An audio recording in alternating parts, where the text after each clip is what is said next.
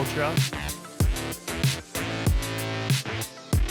Goes huge for Ultra, and they get their first home series victory.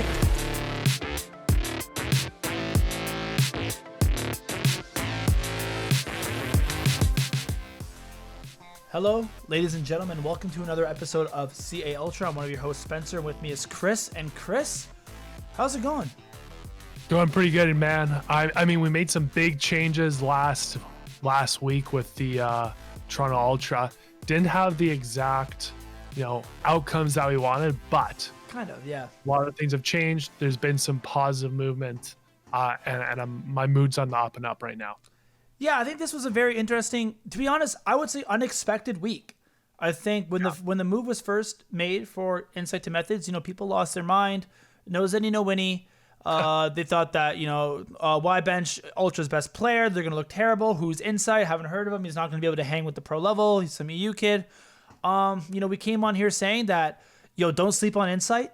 Was it the change that we thought was the number one priority? We did not think so. I thought Methodz, while not being their best player, I didn't think, but also I don't think he was the major issue with this team. We said that this move could maybe help with the leadership, the communication, and the chemistry alongside Kleenex, and you might see an improvement. And by no means I think Insight was going to struggle in terms of being able to keep up with the pro play. But both of us sort of said, this isn't really their major issue. And I think that's literally exactly what you saw. You saw Insight come in, he improved the team, improved the search and destroy, which we thought, improved the team slightly. Absolutely popped off in some moments, especially during LA Thieves. Looked incredible. Obviously, the 11 streak on checkmate, and then setting a search and destroy record. And I think a lot of people who were hating against Insight, sort of the no Zenny, no Winnie messages in the chat slowly died off over, and then Winsight started popping up pretty early on, and he clearly showed that he once again can compete, which there was never any doubt in my mind that he could.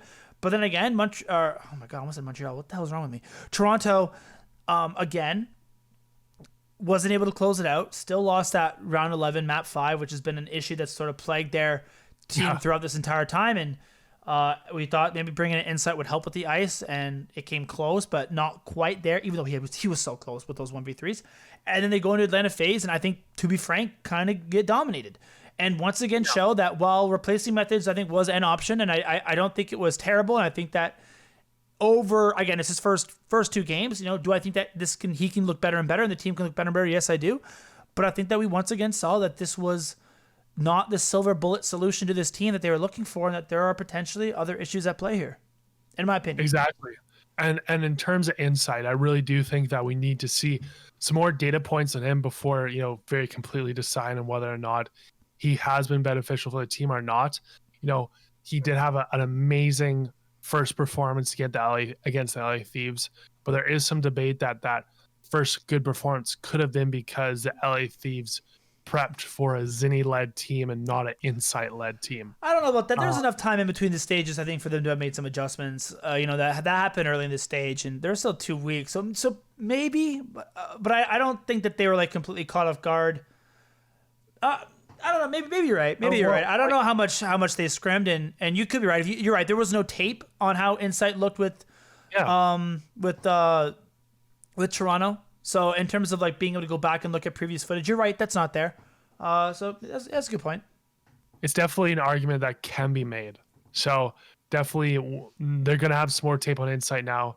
We're gonna see how he pans out in the next couple of weeks here, which I'm very excited to see. And on the other hand, it sucks to hear, but Zinni isn't making a case for himself as well back in the AM side. That's tough, man. Yeah, I don't want to get hateless. We don't have to. I didn't sit back and watch all of Methodz' games. It's unfortunate that you're right. He gets top 16, I think, twice with both teams that obviously Insight was able to win back to back with. Not the best look, but at the same time, man, just because it worked with Insight, sometimes it's a fit thing. I don't think Methodz was playing poor individually. Whenever I talked to people who watched those games, everyone actually sort of talked about how good Methodz was playing. And again, when you do win back-to-back, people sort of start to pay more attention to your play style. It's very possible that the team just didn't fit as well together. So I'm really excited to see, again, Methodz hopefully bounce back and make the most out of this Tier 2 opportunity. Because, again, it's not like Insight came in there and all of a sudden Ultra looked like the best team in the league, right? They come in there and they lose both games and they get dominated by Faze. So I don't know. I don't want to talk too much about Method's challenges performance. Yeah. It's also that's the first time that team was together, right? He went there and played a cup the next week.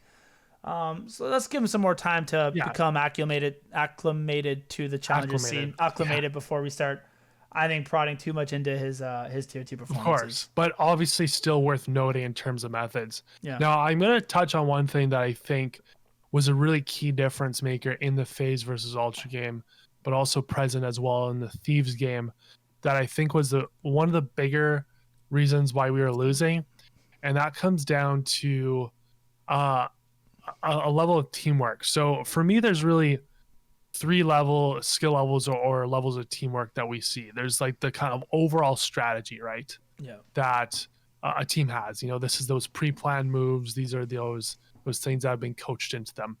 Then there's that individualistic play style. That can you chow out and get a kill. And then there's another level. There's that kind of one-off, that play in between 2 people that teammates can leverage to be able to either get trades or secure kills. I think that area, that level of that teamwork, that in between 1, 2, or 1 to 3 people, was the real place where we were lacking in these 2 games, but especially against Faze. We saw some amazing plays by just 2 guys that were great for getting kills and for getting trades. A couple big ones, both on Moscow. The one where we had 2 ultras holding bomb, and I forgot who did it, but one slid out wide to draw their gaze, and the other one just came in quickly and got a 2-piece. Another time was when it was a 1v2, I think against Insight, and 2 of the Faze players, one popped out just once again, basically, he was going to get killed, but the other one came out really instinctively after just to get that trade. And those are things that I am not seeing a heck of a lot in Ultra, that I think is our biggest discrepancy. Once again, on the whole team basis, I'm seeing some really good plays by Ultra, and on the individualistic side, I'm seeing some good plays as well, but it's just on that middle level. I think you do see it a little bit with Kleenex and actually Insight, especially against that LA Thieves game. I think you saw that checkpoint. There's a few points where they really worked well off of each other. I think the problem stems from, I think we relied too much on those individualistic playstyles, those individual chows. And when you go up against a team like LA Thieves, you can maybe make it work a little bit more, because I think you can kind of match their gun skill. But when you go up against Faze, man, and you try to take them in individual gunfights, they're just going to fry you. They're going to fry in the individual gunfights, and they're going to beat you even worse, because unlike, Ultra, you're right, they do have that ability to play as an entire team. They have those ability to sort of run these 1-2 punches effectively. And then when you do go the individual chow route, they also have 4 of the best players in the game, and they're going to beat you in that. And I think that was one of the reasons why, I think the way you got to beat Faze is sort of by playing as a team. You almost got I don't know if out-strategy them is the right word, but I don't think you're going to win a whole out firefight versus Faze is what I'm trying to say. You're not going to out Simp and Abizi, Simp and Abizi. So I think that, Faze, they looked really, really good against us, and it's not too much. I agree with what you're saying, and I do think that part of it was the team being underprepared in terms of just their chemistry together. I think part of it was Faze just really, really good. And again, I think part of it was, man, I still think this team, needs to improve. I think they need that second SMG slot, a true second SMG player who can kind of keep up that pace, because I do think there was moments where we lacked map pressure. And even though there are things that Insight brings to the table that maybe Methodz didn't, some of those things, maybe it's in game leadership, etc. But let's not act like we talked about pace being an issue, and I do think Methodz is a little bit lacking in pace here and there, but Insight is not this, significantly faster AR. There's definitely moments where I think he's a little bit more dynamic, but there's definitely moments where, I think Insight was playing a little bit slow, and again, the lack of overall map pressure showed. So I think again, it kind of was a Band-Aid solution. I don't know if it solves our overarching issues, and I still think that we need that 6th player that we've been asking about, since September, and that now you're seeing a lot of teams, this kind of brings us into our next point before we move on, but you're seeing a lot of teams go out there and pick up these up-and-coming talents, these AM stars, if you will, and there's not a lot of people left. We gave 6 really big names at the beginning of the year, and of those 6 names, 7, if you include Venom, only 1 remain. It's actually really interesting, because credit is due where credit is due, and Spencer, you're due some credit with the fact that you've called out a bunch of big names that have been picked up, and B, you've highlighted this exact scenario. Do we wait, not pick up somebody and see how it goes, or do we and possibly lose people that we want to pick up, or have their stocks become higher and then become more pricey, or do we pick somebody up right off the get-go? Yeah. And we're seeing the riskier side of Toronto Ultra's move to not pick up any sub come to play now. Well, yeah, that was their methodology going into the year was, if it came to a 6, they want to be patient and they want it for somebody to sort of establish themselves. And I'd said, like, that's the issue is when you make that methodology and you go about tackling, free agency in that way, when somebody does establish themselves, other teams take notice. And then you're in a bidding war, with some pretty high people out there. Again, do I think that, I'm not going to be like, I'm a genius because I knew Venom was good. Like, a lot of people knew Venom was good, right? Westar started off the year winning 4 straight. In fact, Venom was the one I didn't call in the offseason, for Modern Warfare. So he's actually kind of the ones that I missed. I slept on him a little bit. I changed it pretty quickly, but, not quick enough. Whereas when I was saying they need to make that change was in September. But if you're Venom and you get a call in one line, oh, hello, it's Toronto Ultra, and you get a call in the other line, and oh, it's the, Hunter Thieves, like, it's Nate's shot. Like, you're going to Hunter Thieves, right? And I'm not going to fault Venom for that. So when you get these bidding wars with Toronto Ultra, like, if you want one of these star pupils or these star talents, you kind of got to make that move earlier on so you can kind of get that competitive advantage, right? Like, yeah, you can wait out for 100 Thieves or you can sign my contract that's in front of you right now. But when you're in a bidding war with 100 Thieves, it's a tough bidding war to win, man. Like, let's just be serious. These people need to build their brands and playing alongside champions like Slasher and Kenny and TJ. Like, why wouldn't you do that? Exactly. Spencer, who are we going to pick up then? Who do you suggest to pick up in terms of AMs? Yeah, so this comes into it. The problem was, again, we had our 7, right? It was Hydra. At the beginning of the year, it was, I think we wanted ASIM, if you want to go for more established thing, or it was Hydra, Pred, Afro, Standy, Fire, Venom, and I think that's it. I think that was a 6. Yeah. So all those people that we've listed, and then Venom obviously came in later. Every single one's been picked up except for Pred. Currently is the only one who hasn't necessarily been picked up by another team or another organization. And it's funny that it's Pred who I think is the currently left. And if you don't know who Pred is, he, is almost like the Abizi of APAC, right? The kid plays with insane pace. He plays at entry role and still puts up 1.3s. Insane gun skill, insane aggression. I love, like, the way he plays. I think he's a really exciting player to watch. But obviously something has to be said about the visa issues in terms of bringing somebody over from APAC to NA as opposed to, like, Standy, who's already in NA. But also, I think the EU challengers recently in the news got way too much hate where people thought NA was, like, leaps and bounds ahead of EU, and I don't think that that's the case. But I will say of the regions, I think APAC is not as established as EU and NA, and that's not to disrespect the APAC nation. There's some pretty good, names out there. You saw, like, Luca and Shocks last year had moments where they looked really good. Like, I'm not saying they're, like, the region scrubs and they can't compete. But I think as a whole, the depth, I don't think I'd still put it in the class of EU and NA. So yes, Pred's doing some insanely impressive things. But the way I'll put it is, if he was doing that in NA, he would have been signed last year. There's no doubt in my mind. So there a little bit, it has to be taken with a grain of salt, the fact that he is doing it in APAC. And there's definitely some question marks as to whether or not those skills will translate directly from the APAC challenger scene to the CDL as a whole. With that being said, while he might be one of the more risky prospects that we've mentioned, arguably has the highest ceiling.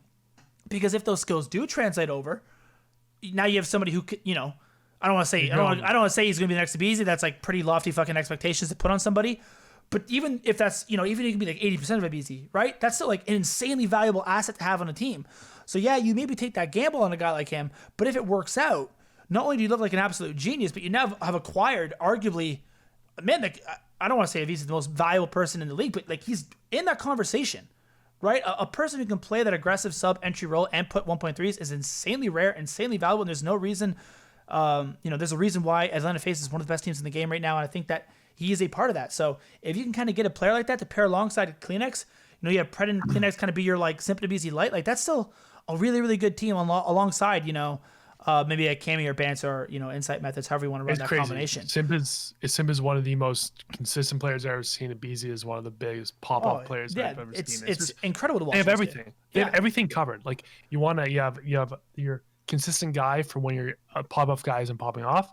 You have your pop-off guy to just take you leaps and bounds ahead to add on to that. Yeah, and I think that's... Sorry, I'm not cutting you off here, but that's I completely agree with you, and it's not surprised that, like, again, teams with really, really good dynamic SMGs have been sort of the teams I think we've seen success, and why some of the teams who lack that are now going out there and picking up Venom and picking up Standy to try to sort of match that pace. The other name that I'm going to mention out, and this is the last one, and I think that we're both in agreement with this, as well as Pred, to be fair. I know we've talked about this off the show, and you're sort of on the same page as me, is a guy in EU actually called Nasty. This is someone I was not lower on because I was a huge Nasty simp at the beginning of the year. I was tweeting about how good this kid was. He looked incredible when this game first came out. I've always considered him to be a little bit more of a flex player. He ran the sniper a lot in Modern Warfare 2. I thought he played a little bit better with the AR in his hand. He played more of a flex role where it was more kill centric, more of a slay heavy role. And when I think of what Toronto needs, I do think they need maybe that more Abizi style role. So I think Pred's the better fit.